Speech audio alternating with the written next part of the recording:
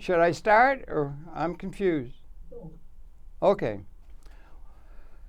Welcome very, very much to Conversation. It's a great pleasure to welcome to the program a young man who's got a very interesting take on things. His name is Jake Reuhl, and he is a person who is in this sending of the immediate election season here in the United States, who's doing some things in support of Bernie Sanders, and he's a very thoughtful young man. And Jake, welcome so much to Conversation. Thank you for having me. We've been chatting and so forth about the human condition and all that sort of thing, but I wonder if you could, without going into great detail, relatively, your background. Basically, I grew up partially in New York City, grew up partially in Sag Harbor, and have done a lot of traveling in between. You've done a lot of traveling, yeah. You're only 18, if I'm right. I am. You have the bearing of a rather older man with the wisdom that comes forth from your aura, you know. Thank you. Yes. I was going to say you can get away with a lot more looking older, but but that's a nice way to put it. Yeah, no, that's good. Yeah. Anyway, yeah. Where did you travel?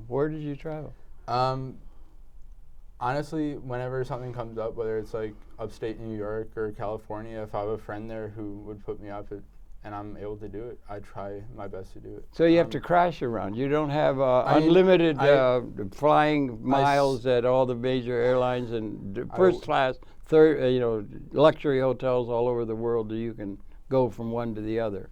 I would very much appreciate that. No, well, I spent last semester in London studying with St. Lawrence University as a part of University College of London. Okay, good. I was studying British politics and EU integration, which is basically how the EU came about and basically all the dramas dealing with it. That's a very interesting story, yeah. Major event, yeah. So I came back and St. Lawrence University, the university I'd be going back to, is upstate in Canton, New York.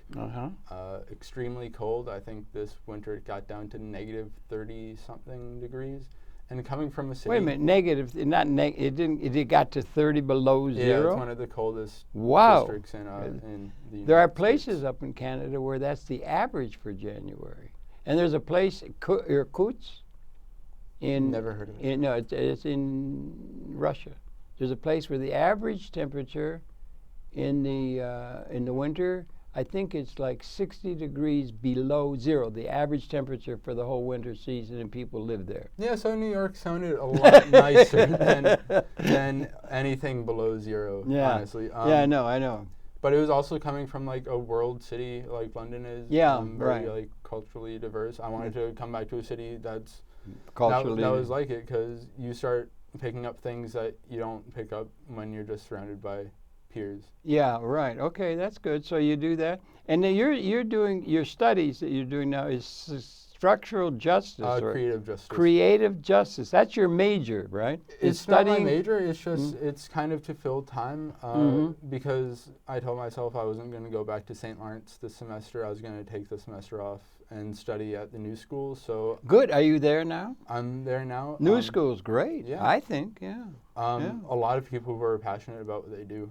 And it's a really nice platform for someone like me. Could I ask you something? You're younger, right? And I've been through the educational thing and everything. But you're intelligent and you're thoughtful, genuinely so. You're really interested in learning and everything. You're not just there to get a diploma to get money or something. You're really interested. And the New School is very good for that, it seems to me. There's Richard Wolff is there.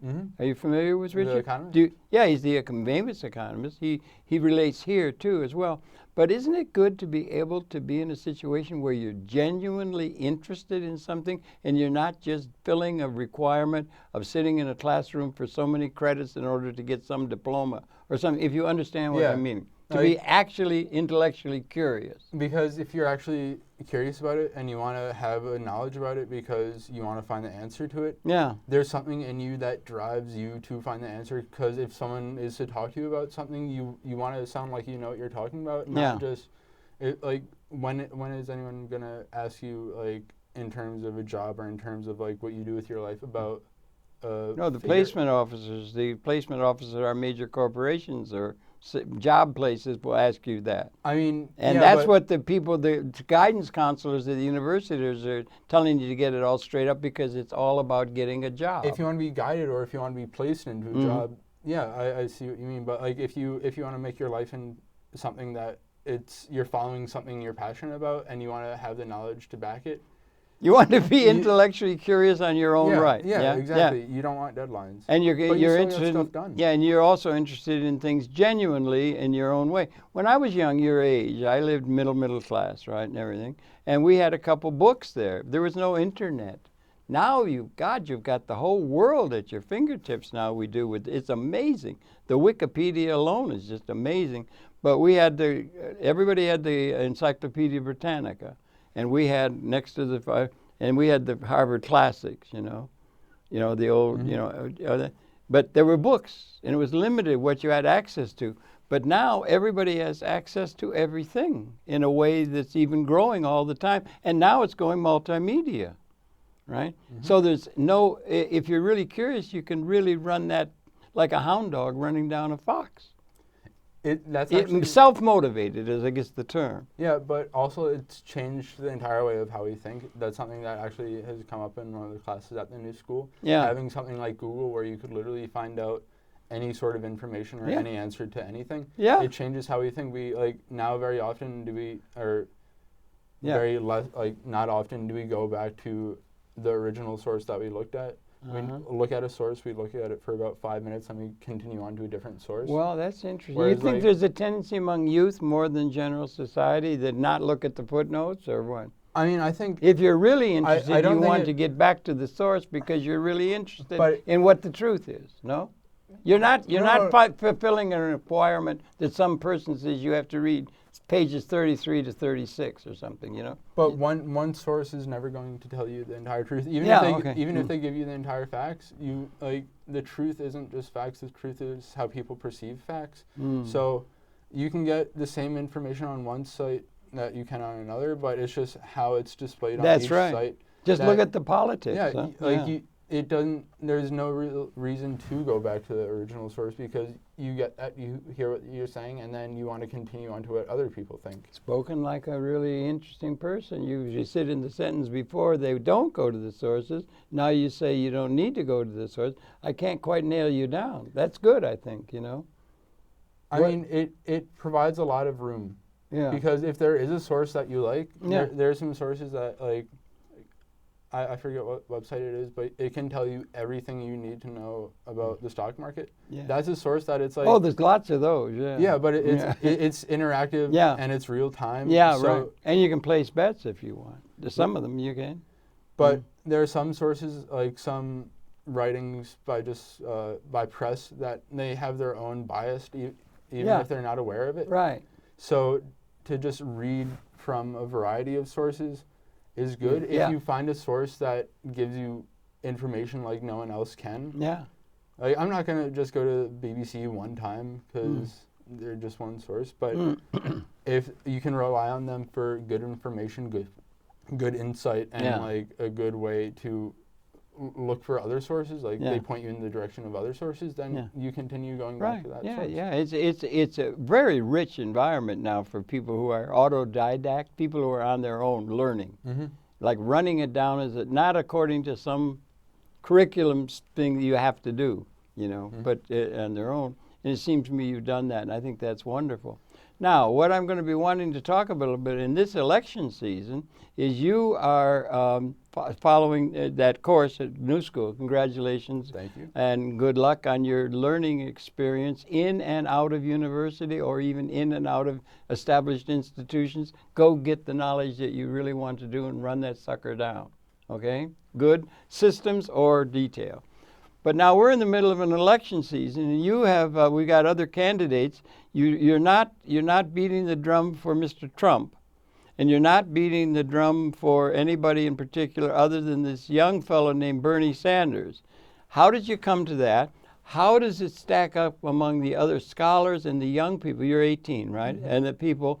It seems to be it's almost universal acceptance by the youth of Mr. Sanders and what he's saying. But could you share your rendezvous with Mr. Saunders that you came to at some point, and how does that reflect your generation or your age group, as it were, do you think? So basically, since I came back from London last semester, I've started putting together this group called Change Voting Now, which is, it's not a newspaper, it's not a website, it's basically just a monthly conversation that I try to incorporate into one email, containing like interviews I've had with different people, quotes from different people.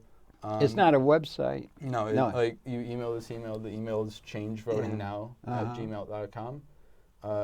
And every month we just send you what we're thinking about, what the current problems dealing with like our voting structure that we're talking about.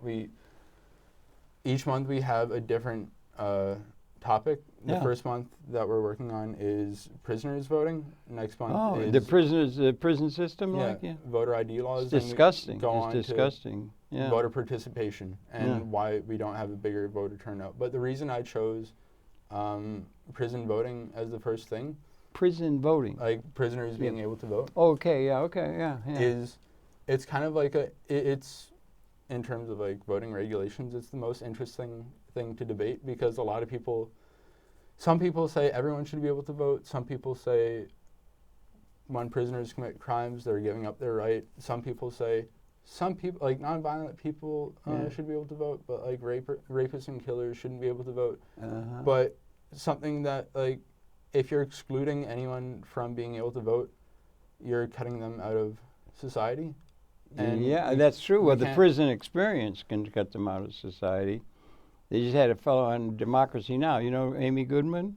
I've heard of her. Yeah, she's got this really good program. It's in video. We're in video here, so we're into video. She's got a program, Democracy Now! And she just had there was a fellow who had been in prison maybe it was the NewsHour, been for 40 years.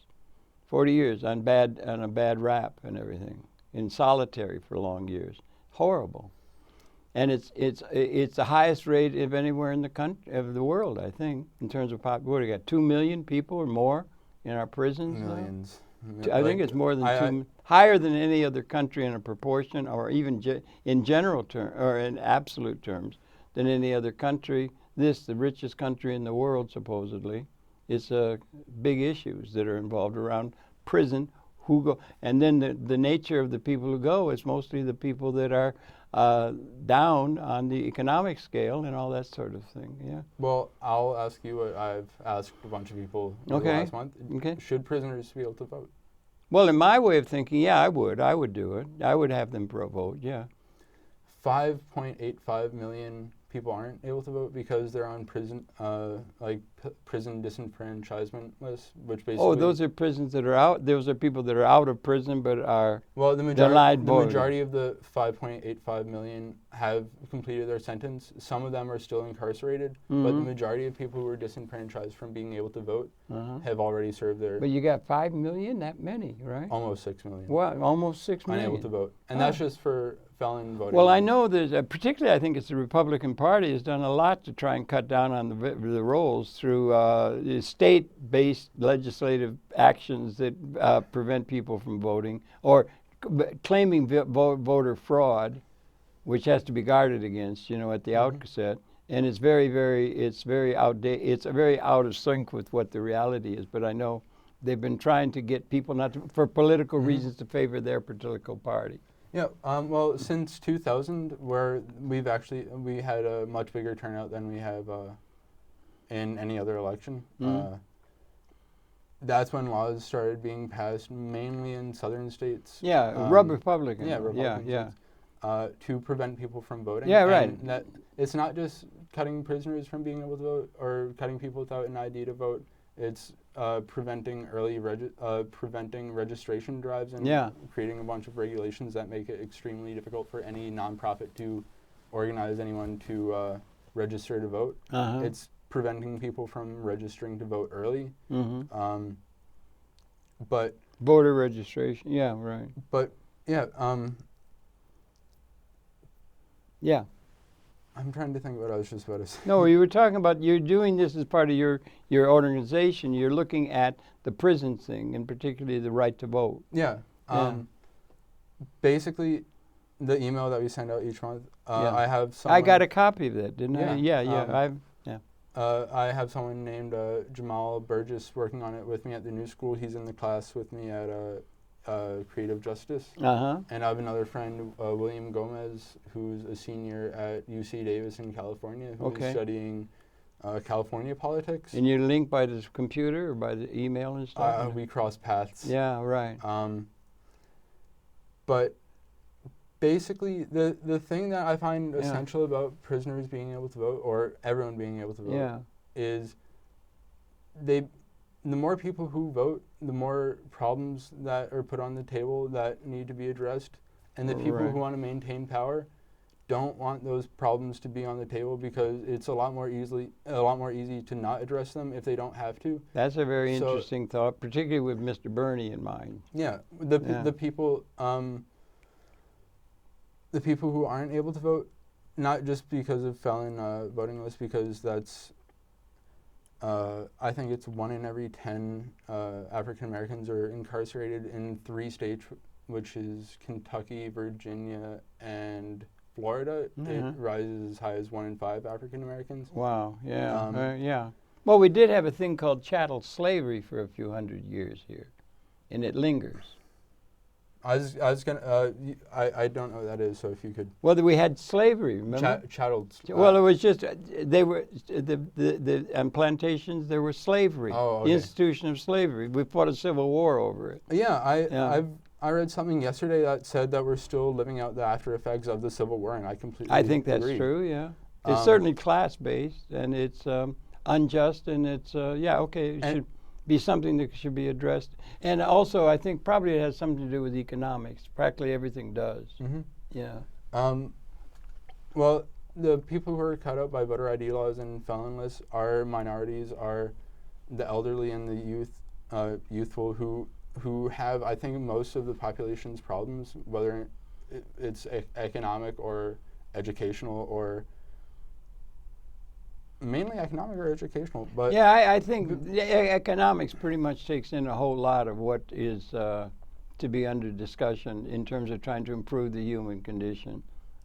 And then it's all a part of one big equation because it's not just cutting out people from being able to vote. It's then taking the people you're left with who are able to vote and then subdividing them into districts every 10 years that we call gerrymandering, which it happens, swings the election very easily. I think prisoners should be able to vote because there have been national studies done that found a correlation between voter participation and reoffense. I think there are 2 states. The more participation, the less the If once they're out of prison, they have the ability to vote, and they gives them a sense of dignity, doesn't it? Yeah, that's really probably denied them often. Yeah, right. But that's caring for the least among us, as Jesus used to want us to do, ignored by the Roman legions by and large, right?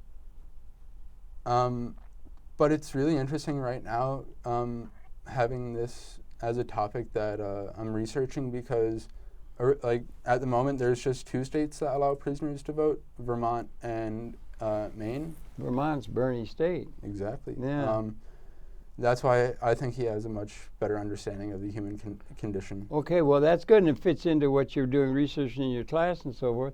How do you see it? You're reading it, you're young and everything, you're in touch with people. How do you see the phenomena that the youth, by and large, there's exceptions, but by and large, all young people are for Bernie, it seems, almost without exception? I mean, there's nothing I can question about it though, because that is why would they be for any other candidate? Bernie's the only one who if you just say to any student who hasn't been extremely biased by their family or their community to vote for Trump or Hillary or whoever else, well, they would have been. Just inherently, you're influenced by your family more than any other institution. You have a upbringing, you were influenced by your family in your values and so forth. Their values, they bring you up in terms of what you're going to question. Some families bring their kids up not to really question that much or really kind of live the life they live. Mm-hmm. But I think if you go to any student, non-biased, who like has no view on anything, and you say the vast majority of this country can't afford education, we're the only major country that doesn't assure every citizen has health care.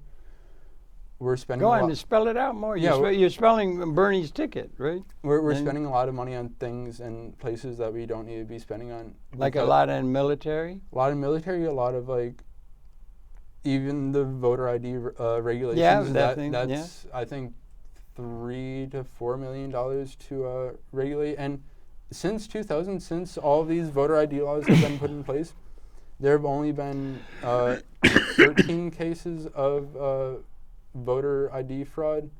The Harvard law actually said right. No, absolutely, right. That kind of voter ID fraud is as likely to happen as being struck by lightning. Exactly right. It was on television last night, And that fact. And we're like not giving a voice to a lot of people who should have a voice because we're using. Well, by denying voices to some, that gives more power to those who do have the right to vote. So if you deny voices to people who vote not the way you want them to vote, that's to the advantage of the people who want the latter. I mean, it's largely Republicans, right? Yeah. It's a whole mess, honestly. Like, it's hard to talk about because I could say something because I know that I could say that 2 states allow prisoners to vote, and then someone could say, oh, no, these states allow prisoners to vote. Yeah, well, that's part of a larger pattern, the prisoner thing. I mean, there's a whole bunch of things that go into the structure of our society. There's a lot of different things. I mean, the fundamental structure of our society is that unjust. We're meant to be a democracy. We call ourselves a democracy, and we're fundamentally not because we, not only through laws, but through just how daily life, we don't give people a chance to vote. We don't give them more than 7 hours a year to vote for who's going to be the next president. Yeah. Just in terms of general, not just prison regulations, general voter regulations, it just has to be, if we're going to have Bernie as president. Well, I don't know. That's a big jump, you know. I hope, but if we do, I think it would be more likely under him to have an equal voice in government for everyone. Well, he's been doing that. He's been sitting in for the civil rights right from the get-go, and he got into trouble for that. And most of the people I admire out of the history were people who sat in on the interest of Martin King and all that was trying to be done here and everything. And still we have an unjust system that is in place as it exists. You have on the other side, you have Mr. Trump, who's talking about massive change also. He's talking about massive change. He doesn't seem to appeal to the youth as much. He has a huge group, a contingent that he has great affection the fearful. From. Yeah, well, there's a lot and everything. But they're both talking about questioning the political establishment. And so how does youth, you're speaking for youth, I'm speaking for old age, you know. But how does the youth deal with the fact of Mr. Trump? Why are they not flocking to him, or are they, or what's the reality? He's also a change vehicle, is what he's saying, from and not giving abeyance to the established political organization order. The reason I don't support Trump, there are a lot of reasons. I'm trying to think. I can think of many. To give you is. The main reason he's playing off of people's fear. He's not giving anyone an actual substantive answer to the problems that we face. That's interesting. Don't you think all politicians are playing off people's fear as well as their aspirations? I think they do, but some are misplaced, some are not. Yeah. Mexicans aren't causing our problems, not all of our problems. They're causing an immigration problem, but what country doesn't have people see they're losing their jobs they're going to be losing jobs by roboticization and a lot of things that are going on. That's a major problem that isn't being addressed by any of our political systems, still distributing income only by labor criteria. That's another issue that is not being addressed by the political or intellectual leadership of the world or the country. The most basic reason I don't support Trump is because he would group Mexicans into one group and call them rapists and killers. Yeah, that's a little bit overdrawn. I don't think I really need to go much further than that because anyone actually standing in for our country and representing our country, I wouldn't want to have someone representing our What country about the that. arguments from Miss Hillary Clinton, that she's got experience and she knows the generals and she knows the way the system works and all of that? She does. Bernie's been in the Congress and the Senate. He knows that pretty well and everything. But she knows and is connected with all the major players, as they say, and has the experience. So why wouldn't that make you be able to, in the wisdom of this great power and the world that needs so many questions that have to be done politically, to go for a woman who would be much better able to navigate the whole power structure that's based in Washington and the connections that go out to the rest of the society? I'm going to refer to my notebook for this just so I don't mess it up. Yeah. So, under Hillary Clinton, the State Department approved $165 billion worth of commercial arms sales to 20 nations whose governments had given millions to the Clinton Foundation. Yeah, well, they support, by and large, the military. The military has an almost unlimited budget, it would seem, and and that's something that's what they call sacrosanct, almost, in the political establishment of Washington, given the overall structure, Republican and Democrat. But do you think that there should be that much, it's kind of like separating church from state? Do you think we should that's another big issue, historically, particularly. Make efforts to separate money and state? Well, I think it's impossible. I've tried and everything, but I think it's almost impossible because money is the major thing that motivates the human condition. Is, I think, money. I mean, that's the lubricant that it makes the world go round, and it's changing, and that's another issue beyond what's able to be brought up, because that's maybe what's actually going on. We're getting to where there is enough, where there's major changes going on, and we don't have a political system that allows to address that in a way that it deserves, because of a lag out of history and a commitment to the institutions out of history that we're in abeyance to the Constitution and the other issues that we have that we're used to and we're accustomed to and the political establishment represents. And change, major change, is very hard always to make into a new way that is being heralded and maybe being picked up on intuitively or otherwise by the youth. There's something new needed and it's just not coming forth. But it's being touted as such by both Mr. Bernie and Mr. Trump. Is it not? Maybe that's just the idealism of youth or something. Or songs of innocence, but William Blake had songs of innocence and songs of experience, you know. I wouldn't say Trump and Bernie are focusing on completely different problems that they're trying to fix. It's just how they're going about it. Bernie's about bringing people together, and Trump is about putting the blame on someone else. Well, Trump's getting some very big crowds, and he's running the Republicans ragged with his thing. He's upsetting a whole lot of traditional. The only thing that means it means that people are scared. That people listen. Well, yeah, people are scared. The only thing he's doing is playing off of people's fear. He's not giving any actual understanding of the human condition. Well, he said he'll go and make good deals, and he'll build a wall. He's going to, and he will say take 11 million people and throw them back to Mexico. I mean, he's making propositions, and he's getting results from a fearful society that thinks Washington is getting in the way and is lax at doing what's needed. They need a leader who can really bargain hard with the other countries, and they're just running us ragged by outmaneuvering us as terms of business bargaining. That's his theme. Trump isn't your average politician. No, he's not. And he's not.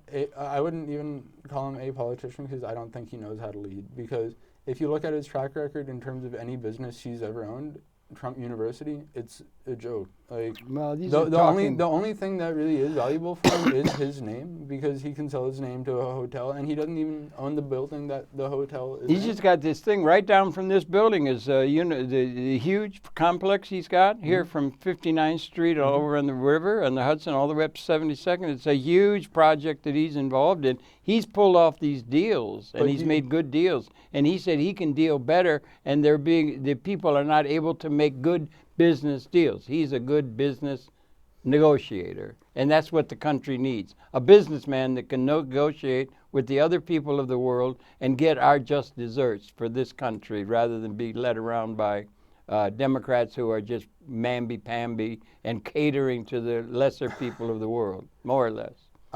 First, I'll say that the building that you're referring to, I would put money on it that he has very little actual economic ties with the profits that building turns. I would say will turn, yeah, it's future. You can say, yeah. Will turn. That's a general metaphor. You're going to get earnings out of the investment from the earnings that the investment represents relative to the future. That's limited to very few people who can be involved in the initial stage of getting assets that relate to the future earnings of the thing, because most people don't have any money to put up. I hear what you're saying, but there's nothing imaginative or creative that Trump is doing for that building. He's not designing anything or hiring anything. No, he's making the deal.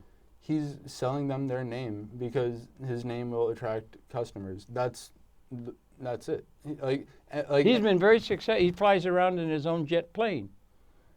Because people will pay him to put his name. And he gets vast crowds, and people love him. If he had his original name, 20,000 people will be there. It just seems Trump. They'll love it. Do you think if he had his original name, his family name, which was Drumph, D-R-U-M-P-H, do you think he would have that jet? Do you think he would have... I think it was a good idea to change it to Trump if you're going to be a politician. Exactly. Trump is far better in the ads and so forth than Trump. How do you pronounce that? How do you pronounce that name? Trump. Trump?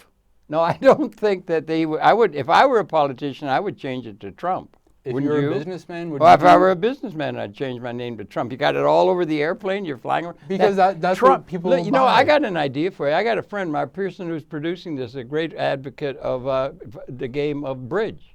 You play bridge? Great game. Oh, I've never played it. It's a great game. And I'll tell you something. In bridge, no Trump is higher than Trump. You know, you got clubs, spades, you know, and the highest is Trump. And then if you do no Trump, that's over Trump. No Trump. So that could be used. That could be used by the Democrats or something like that somehow. But they don't seem to be doing that. But the Republican Party, the established party, is worried sick that he might actually run away with this thing. Even if he was elected, like. Okay. I don't even want to think about that. Well, okay. I'm just asking, what's the source of these people? It's a source of alienation from what's going on, and a sense that nothing's happening to answer the. You still got all those people in prison. You have got that. You haven't got housing. You've got all kinds of injustice still there. Even though the Democrats have been there for 7 years, they haven't done anything. That's what he would say. They're just falling all over themselves, being ineffectual because they don't know how to make a good deal to get the goods for the people. That's the that he said itself. He can do. You know? Yeah, right.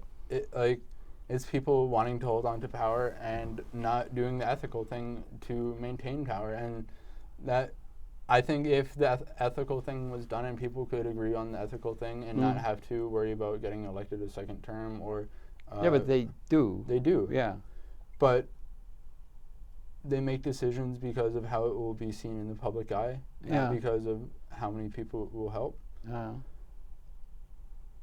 And I think Bernie's about helping people. Well, how about and Trump's about casting the blame. Well, that's a loaded attitude to take. That's okay. You got that view. I mean, the people who follow Trump would say the same about Trump, and Bernie's they all would Trump's say. Trump's trying to help them. Yeah. Trump's trying to help people, but he's also getting a lot of people who are alienated from the society, or they feel if they weren't alienated, they wouldn't be so against the system in place. It's ineffectual. I'm even thinking though of the KKK when you say that, because like.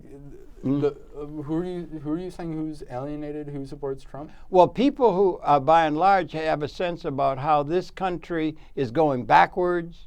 We're being inundated with the runaway people coming from Mexico. Everything is bad because the administration that's in place is Democrat. And it's their fault because they're ineffectual. And he, with his people and what he could do, making good deals and leading in a way with all the things that can be done, and that metaphor is relevant to the future.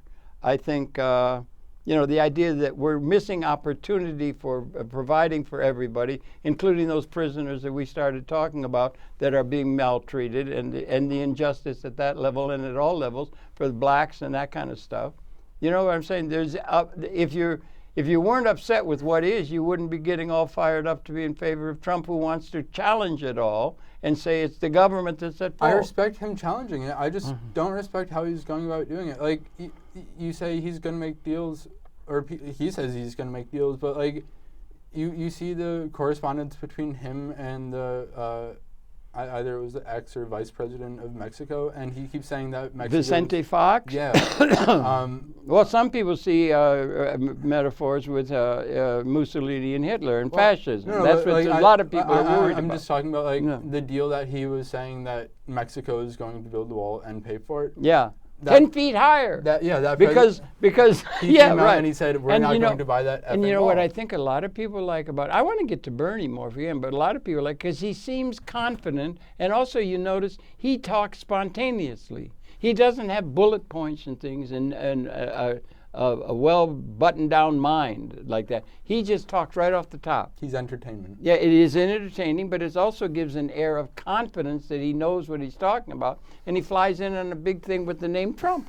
I think his jumbo jet, I think he's compensating for something on that, and I think in terms of like having anything to like any knowledge of really anything, I think if you say you'll get a lot done, people will support you, but I haven't heard much of what he's actually. Well, I tell you, he's got an awful lot of. He's got all the delegation now. He's probably going to pull it. This is election day, right? This is big day Tuesday, right? A lot of people are scared. And we're going to get the results when we go home tonight. And he may have carried and gotten it. And he's going to. Anyway, let's stop. We've talked with about Mr. Trump and everything. He's an interesting guy. He seems like anyway. But what about Mr. Bernie? Now, how long have you been aware of him? What's your sense of your fellow age group? You know, the 20 years old or 8 teenagers and that. Have such an affection for him, and how do you see him, and how do you see your coterie, the youth, have such affection for him? Because as opposed to Mr. Trump says we got to change everything in a certain way, Mr. Bernie says we got to change things in a different some kind of way, and now we've been talking about Mr. Trump's way, and now how about you talking about Bernie's way as you see it, and your colleagues, your fellow age group, and see it. Because it seems to be almost universal among the youth.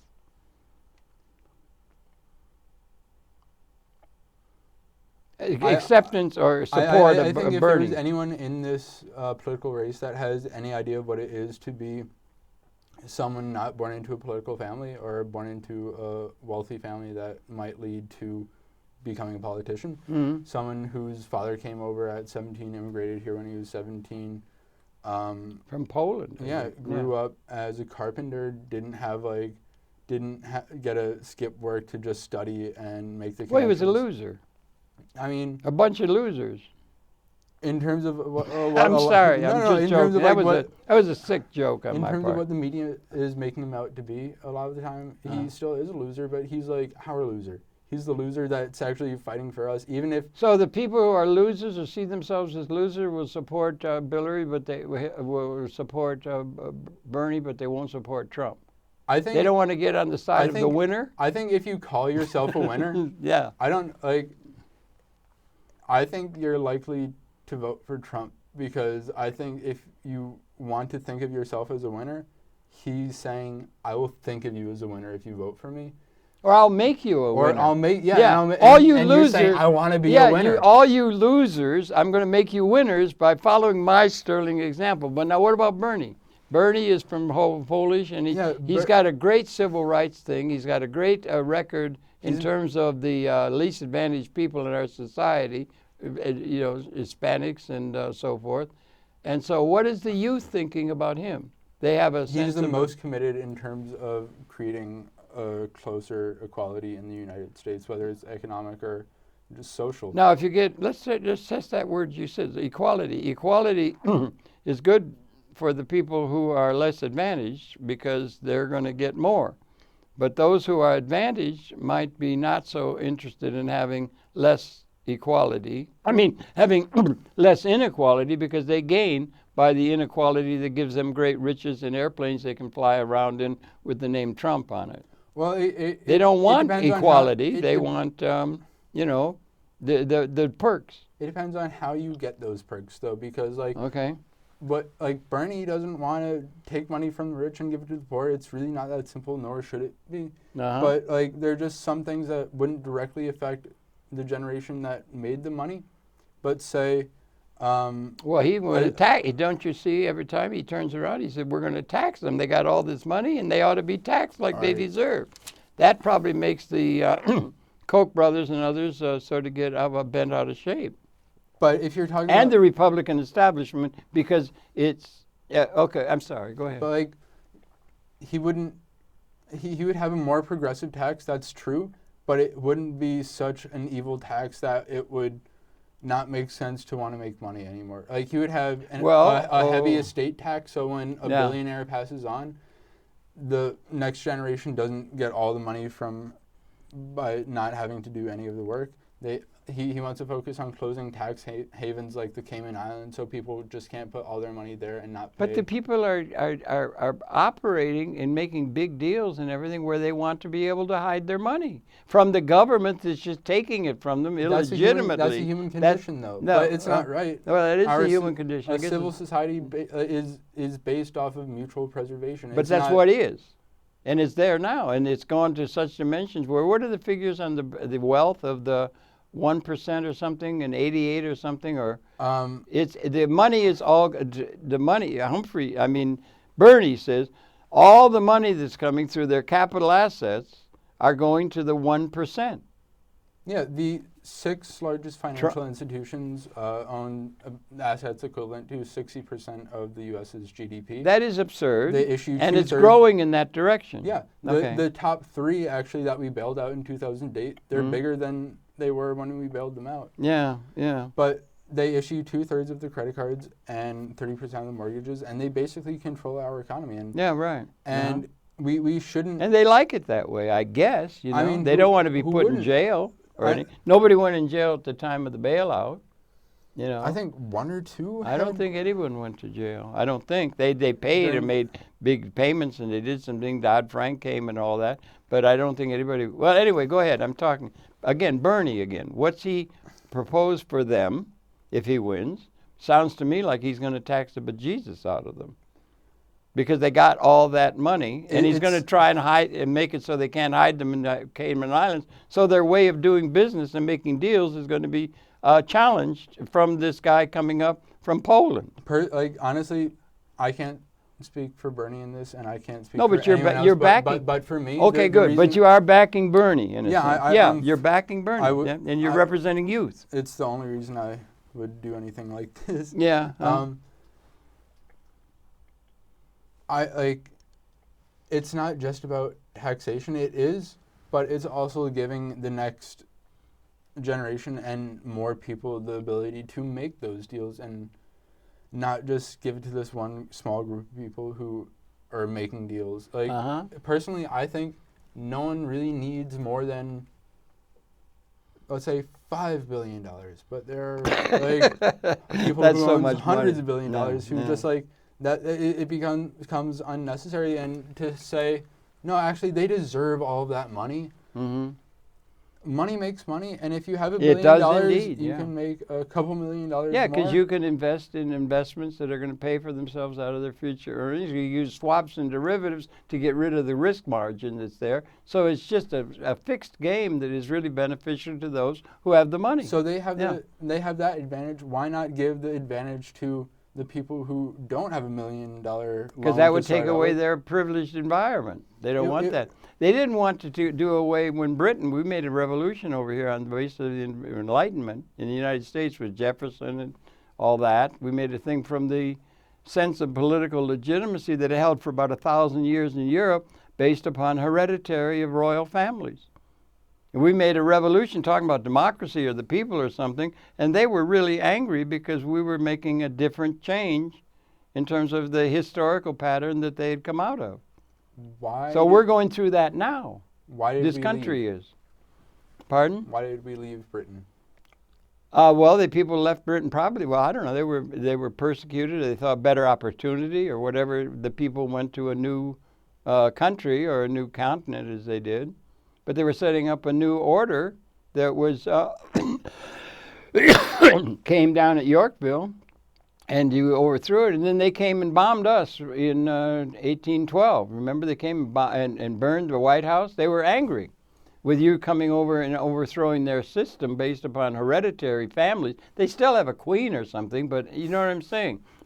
And now if you have a change where you're going to not let them go to the Cayman Islands and do that and the means by which they can gain they these can great go to the things. Cayman Islands. I'm just saying they can't Hide money. No, yeah. Not go there as a tourist, but I'm saying they go there with their money and hide it and stay away from the tax man who's taking all the money that they're making on their assets and everything. And the assets are all owned by a tiny plutocratic class that gives them the ability to make an investment that'll pay for itself out of its future earnings rather than only from past savings. And then that they will be able to expand their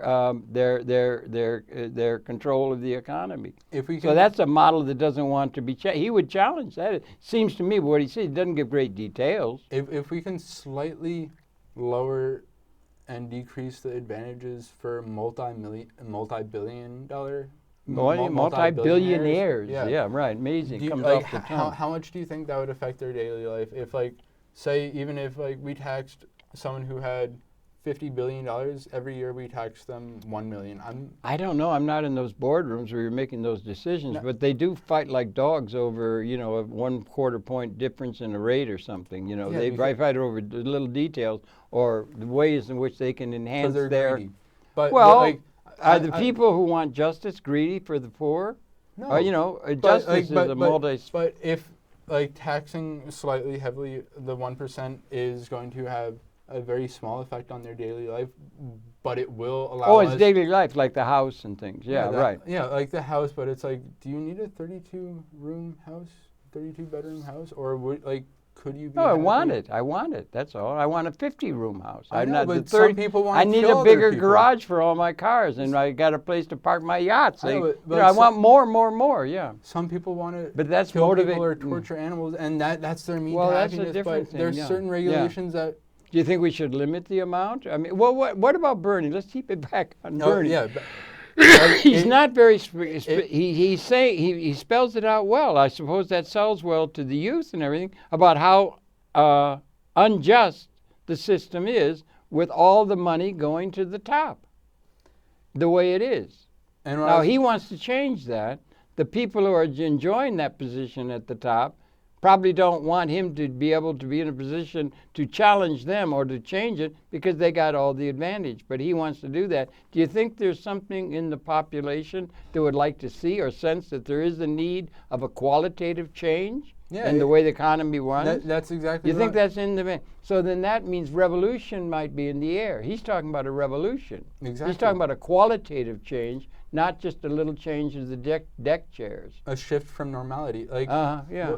What I'm saying is... I mean, it seems to me he's trying to say that, Bernie is. Even if we severely, heavily tax the 1%, now they would still have a lot of advantages that no one else has, but we would be giving advantages like free education, free health care to our citizens that don't have it. And the people who are in these powerful positions with a lot of money, they have a strong following because they have made it. They have made all of that money. So if they attack Bernie for saying that they're going to take away our money, the people who are listening to them because they're successful and they made the name for themselves. Yeah. So follow the leader. Don't follow the losers. But that's what their theme would be. But they can never follow the winner. They can never be the leader if they're only following the leader, and they can never be the leader if they have no possibility to ever become the leader. And they'll never become the leader if they don't have education. They'll never become the leader if they don't have living wage. Yeah, well, now you got living wage. You could have that. You could have a minimum wage, that kind of thing. You got a lot of socialists. He's called a socialist by Democratic some. Socialist. Democratic socialist and everything. It's interesting, isn't it, though? We got an election season with all these things. The condition of the world is just amazingly pregnant, might be saying. There's something needed, and both on the Republican side, you got a guy who's talking about we got to have major change vis-a-vis the system in place, much to the chagrin of the establishment forces within the established way, of the Republican Party who are in the Senate and the House and in positions of responsibility who are just desperately trying to head him off. They do not want to hear what he's saying because they represent the established way of doing things in a Republican way, if you understand, and including the government, the workings of the Congress, the committees, and all that kind of stuff of knowledge. And on the Democratic side, you got the same. You got Hillary Clinton, who represents the established ways. Let's go invade Libya. Let's go invade Iraq. She's very much on the side of invading nations, thrusting power, being back into the idea of power and everything the traditional way, nests with the established way, and she's a choice. They don't have unless you get Kasich or something going just in favor of the normal way in the Republican. And then you got Bernie, but on both sides, the major focus is on people who are talking about we got to have a change and a challenge to the way things are now in a fundamental revolutionary way, right? Mm-hmm. And you feel that in the youth, we need a fundamental change from the ideas that have motivated us over the last 50, 100 years or so. Yeah. Okay, and the youth feels ready for that? Do you think, or the people that represent the people who follow Bernie or listen to him with favor, want massive change. They're not trying to get security within the way that it has been by one bill that's going to give something, like that, or the manipulation that it's ineffectual. The system that's in place with all the checks and balances and all the things that go on, the political game playing and all the rest of it, is ineffectual to what's needed. That's what Bernie's trying to say. And I think maybe Mr. Trump's trying to say that. It's interesting. Yeah, no, like, I said it earlier, like, the inequality that Trump is talking about and the inequality that Bernie is talking about isn't too distant related. Like they're pretty close in terms of what they're talking about. It's just how they say they can solve it. Bernie's saying we can give hope to our next generation, provide them with some advantages that they haven't been given in previous generations. Actually create a government where people are heard and people are talked to and problems are listened to, rather than cutting people who have the problems, cutting out the elderly, the youthful, the minorities who are experiencing higher levels of incarceration or unemployment or whatever. Yeah, so the dialectic goes on, between the... we have a dialogue between them. We don't just say, it's these people who are causing these problems, and by cutting all of them out from the country, we don't allow them in, the problem will be solved. And if you're scared enough of losing your job, that's what you're worrying about. Or elemental security, whatever. Yeah, right.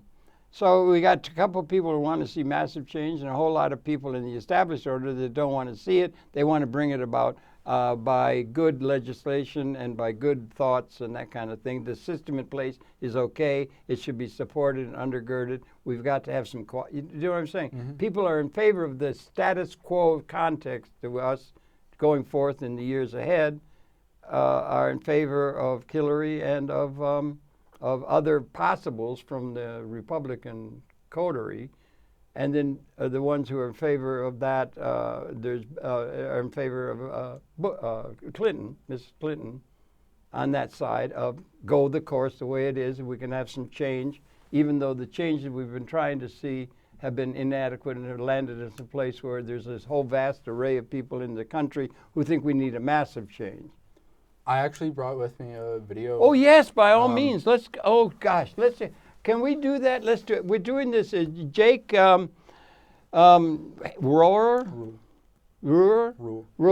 Okay, let's run that piece. There we go. We're running. If you can pump it in here, I'd like to do it. This is 3 minutes. We're just not going to. We'll just make it. Okay. Can you know what he's saying? Well, we'll shut up because they can hear us. Maybe. Don't talk.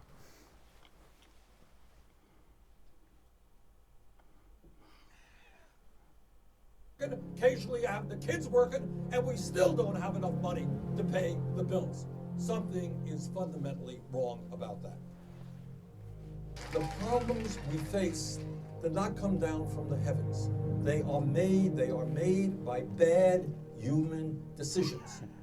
And good human decisions can change them. It is time that the United States of America join the rest of the industrialized world and guaranteed health care to all people as a right, not a privilege. Given the incredible wealth and income inequality in America today, we need fair elections, which means public funding of elections. My Republican friends just decided to put another $38 billion into the military. Maybe we can cut military spending a little bit and put it into education. 100 years ago, women didn't even have the right to vote. Change takes place because people struggle. Within the next month, I will introduce legislation that will make every public college and public university tuition free. I am in this business because I have 4 beautiful kids and I have 7 beautiful grandchildren. And like you, I want to make sure that the world that we leave them is a beautiful world where people can live full and dignified lives. I don't want to see a world where people are struggling and stepping all over each other. And we can do it. We can provide health care to all of our people. We can create decent paying jobs. We can reverse climate change and transform our energy system. We can raise wages.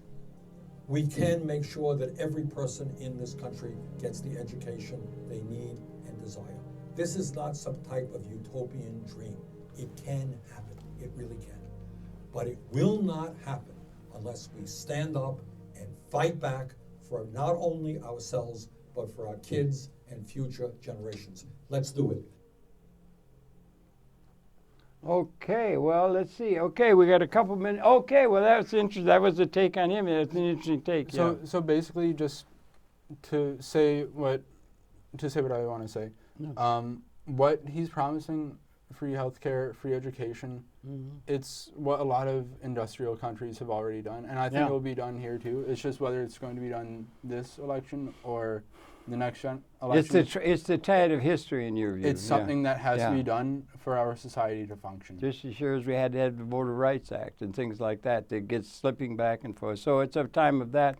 So anyway, thank you really very much. I'm sorry we could go on talking. I've been talking too much, I think. But Bernie Sanders is an amazing phenomena. And we're going to all go home. This is the 15th. What's the date today? This is the 15th of March. Yesterday was my birthday. But this is the 15th of March, and we're all going to be going home to see what happens with all these offended Ohio and so forth. And it's interesting to study. It's been a heck of a campaign so far.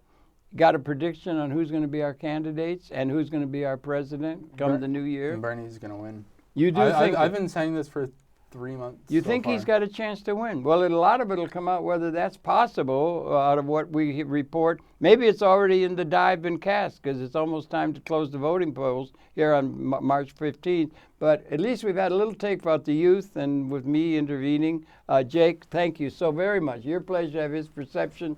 And as you can see, he's a student of creative justice.